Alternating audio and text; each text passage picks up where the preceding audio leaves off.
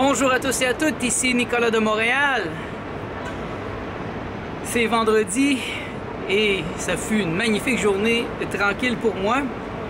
Comme vous voyez, il fait beau ici à Montréal. Le soleil est au rendez-vous. La vie est belle. Aujourd'hui, c'est ma journée de congé. Donc j'en ai profité pour travailler un peu sur mes propres choses. C'était dû.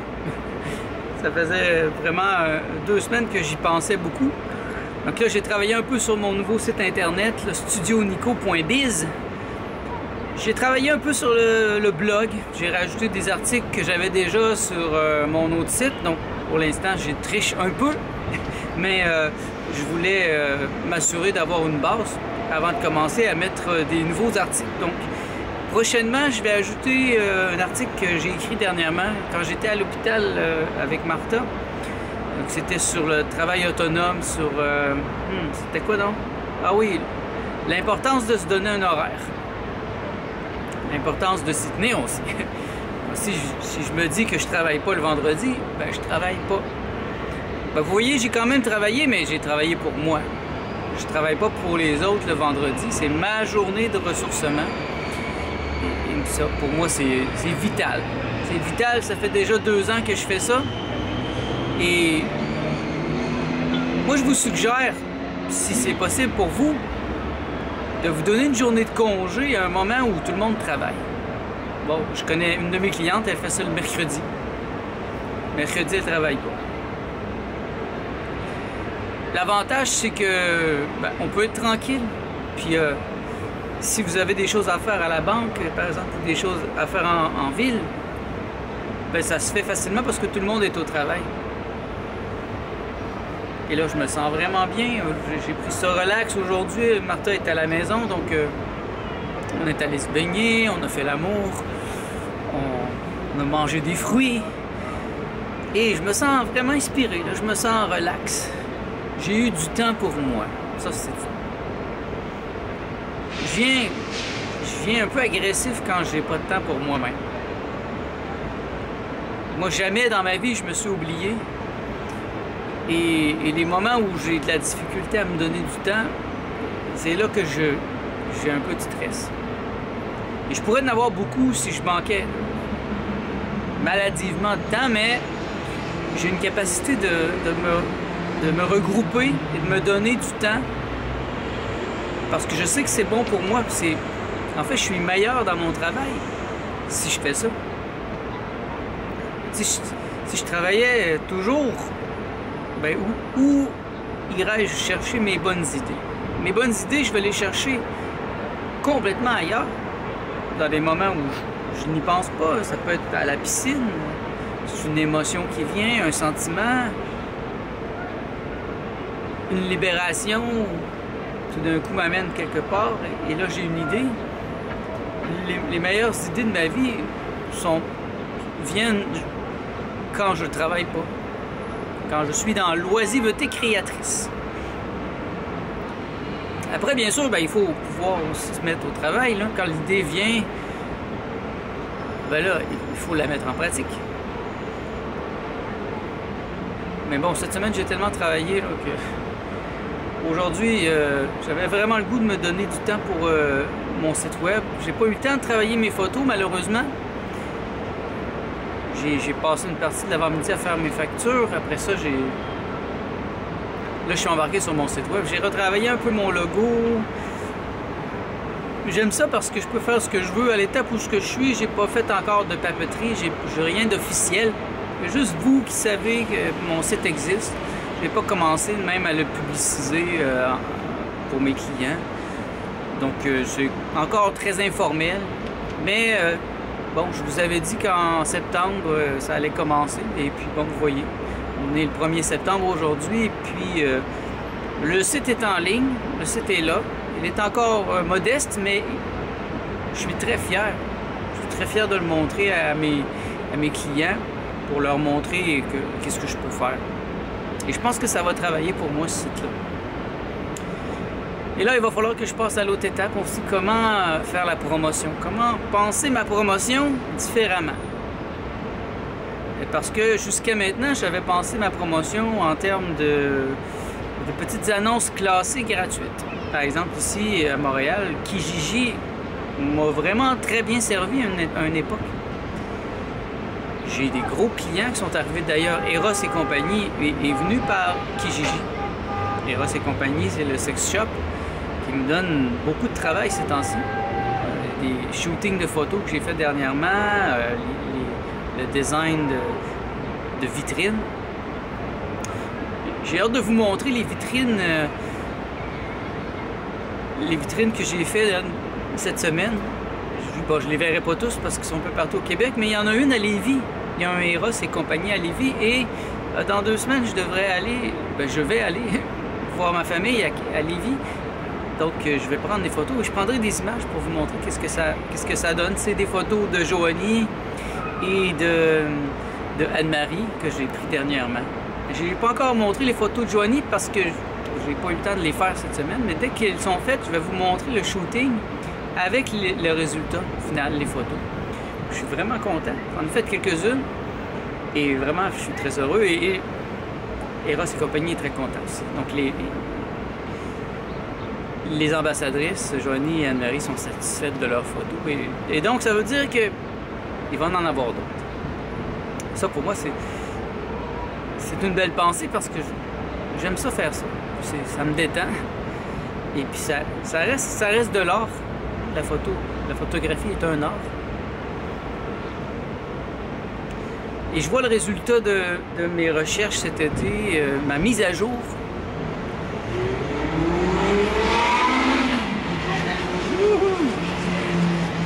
C'est bruyant ici. Des moments, c'est vraiment intense. Mais en même temps, j'aime ça. J'aime ça être dans l'action. J'aime ça être ici. C'est un juste équilibre. Un juste équilibre. Comment être en paix en plein centre. Plein centre-ville. Montréal, c'est pas New York, c'est pas Paris. C'est quand même pas... on pourrait dire que c'est un gros village. Montréal, c'est gros, mais c'est pas les grosses villes. Comme Martha vient de Bogota, et puis je sais pas combien de millions de personnes qu'il y a à Bogota, mais c'est vraiment 10 fois plus là, que Montréal. Montréal est une petite ville, une petite île. Et donc, il y a comme cet aspect aussi de tranquillité, de paix. Tous les immigrants que j'ai rencontrés, surtout les immigrantes, me disent à quel point ils se sentent en sécurité ici. Ils peuvent marcher le soir dans les rues sans problème, sans avoir peur. C'est pas quelque chose que Martha faisait en Colombie le soir. Non, elle faisait très attention. Et ma soeur qui a demeuré au Mexique aussi. Je me rappelle, quand j'étais allé au Mexique, on marchait pas. On prenait l'auto pour aller d'un point A à un point B parce que c'était trop dangereux. C'était à Guadalajara.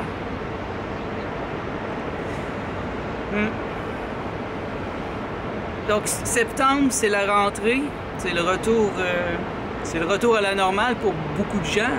Pour les étudiants, vous retournez à l'école. Et je trouve que c'est un très bon moment pour moi, en tout cas, pour augmenter la discipline, pour être encore plus structuré. Moi, la chaleur, ça me déstructure un peu, ça me donne le goût de rien faire, d'être oisif. Et quand septembre arrive, c'est le temps des résolutions, un peu comme le début de janvier. C'est les derniers moments de l'été ici, avant l'automne, avant la fraîcheur. Et moi, je travaille bien l'hiver. Je suis quelqu'un qui fonctionne bien quand il fait froid. J'aime ça. Je préfère la chaleur, là, mais je fonctionne bien l'hiver. Et j'ai vraiment hâte de voir l'automne ici. Et je vais vous le montrer. Le Mont-Royal, en automne, ça va être magnifique. Avec les couleurs, les rouges, les oranges. Ça va être mon premier automne ici. C'est ce qui fait aussi que c'est magique présentement, c'est que tout est nouveau. Il n'y a pas de premier cycle encore. Je découvre les saisons Et comme l'année passée, j'ai commencé un cycle chez les grossistes.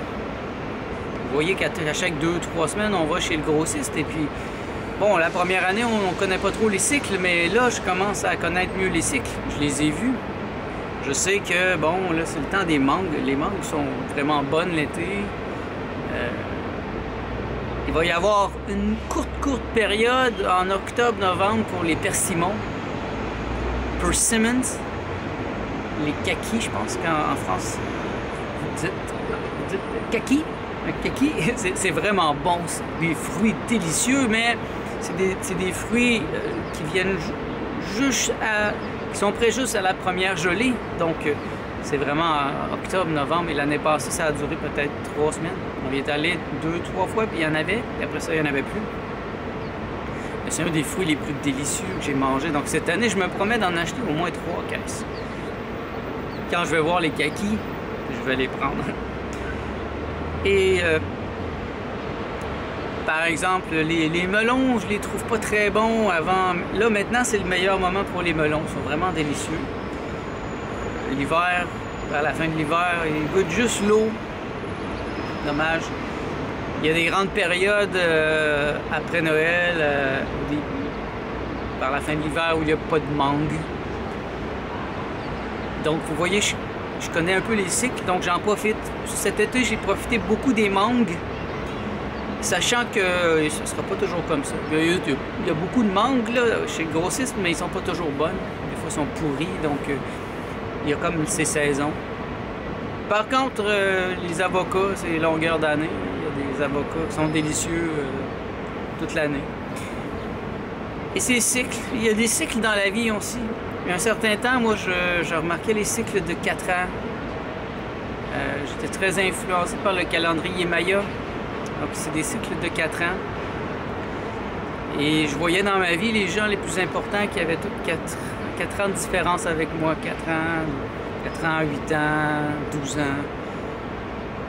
Et je voyais ces cycles. Et j'entre dans un cycle. J'entre dans l'inconnu. Présentement, c'est un nouveau cycle. Oh, il y a des choses que je reconnais, mais il y a beaucoup de nouveautés. Des choses complètement nouvelles. Et c'est excitant. Je souhaite que ça va être comme ça encore très longtemps, que je vais avoir des nouveaux cycles, des nouvelles choses.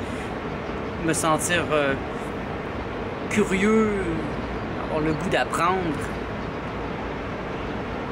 Ce qui est dommage, c'est que beaucoup de gens perdent ce goût d'apprendre et ils deviennent plates, ils deviennent ennuyants. Une des personnes que j'ai rencontrées qui était le plus stimulant, c'est André Moreau. Il avait le double de mon âge, donc il avait 70 ans, et c'était l'homme le plus jeune que je côtoyais. Il était toujours curieux, il lisait toujours quelque chose, il était toujours intéressé par les femmes. Il était encore fou dans le bon sens. Quand je suis arrivé auprès de lui, je faisais des spectacles et je l'avais invité à participer à des cabarets, un cabaret jovialiste. Il avait dit oui, sans problème. Il était monté sur scène alors que la salle était remplie de jeunes dans la vingtaine. Il n'a pas hésité une seconde. Et ça, je trouve ça beau. Quelqu'un qui est un vrai créateur. Comment peut-on être un créateur si on perd cette âme d'enfant, ce tempérament enfantin? Là, je parle pas d'un enfant gâté, là, je parle juste d'une ouverture, une curiosité, comme les enfants, qui sont curieux d'apprendre, curieux d'essayer des choses. Je veux rester comme ça. Je veux rester curieux, je veux rester inspiré. Puis, pour l'instant, je dois dire que l'inspiration a toujours été là dans ma vie. Surtout à partir de l'âge de 10 ans, lorsque j'ai commencé à faire de la bande dessinée. Disons que c'est ma naissance à la conscience artistique. Et depuis, jamais j'ai eu des moments où je n'avais pas d'inspiration. Et là, j'ai 43 ans. Et je me sens encore comme un enfant, inspiré. J'ai le goût de faire des projets. Mes projets ont changé, bien sûr. Présentement, je fais pas de bande dessinée, mais je fais de la photo, je fais de la vidéo, je fais du web. J'ai l'idée de refaire aussi de la bande dessinée bientôt, mais je veux pas forcer les choses. Je veux laisser mon être me guider, prendre toute la place, prendre ma place et être ce que je me suis donné à être. Qu'est-ce que je me suis donné à être? Et il peut y avoir des époques où ce que je me suis donné à être va changer. Là, je suis Nicolas de Montréal. Je suis d'une certaine manière comme une étoile pour certains d'entre vous, inaccessible sur le toit de Montréal, une source d'inspiration. Et bien, tant mieux, si c'est ça que je représente pour vous, ça me réchauffe le cœur. Je suis heureux de savoir que je peux vous inspirer, et surtout les plus jeunes, parce que je me rappelle que j'ai beaucoup apprécié l'inspiration de certains penseurs, certains créateurs à une époque de ma vie où je cherchais encore mon style. Ils étaient là. Bon, quand j'étais jeune, il n'y avait pas YouTube, il n'y avait pas l'Internet comme ça, donc je suis allé chercher ça ailleurs, dans des livres, dans des vidéos, mais tout de même, ils étaient là. Donc, je suis heureux de vous inspirer et je me promets bien de continuer. Vous inspirer au niveau intégral. Je pense que c'est important d'être intégral. Ne soyez pas un handicapé par le fait que vous êtes un spécialisé. Ne soyez pas un spécialiste. Bon, vous pouvez avoir une spécialité dans quelque chose, mais n'oubliez pas d'équilibrer votre vie. Moi, ce qui me reste à équilibrer présentement, c'est le niveau amical, d'avoir plus d'amis, et amoureux, d'avoir plus de compagnes. Mais quand même, ma vie amoureuse, elle est bien équilibrée. Avec Martha, ça va vraiment bien. C'est une belle femme. Elle est heureuse avec moi. Elle comprend mes désirs. Donc, franchement, j'ai plus que même la majorité des gens qui sont célibataires, qui cherchent encore l'âme sœur. Cessez de chercher l'âme sœur. Parce que si vous cherchez l'âme sœur, vous êtes une demi, vous êtes la moitié de quelqu'un, et puis vous êtes handicapé. Cherchez les amis de votre essence. Ça, c'est différent. Vous allez voir, changez le mot. Ne cherchez plus l'âme sœur,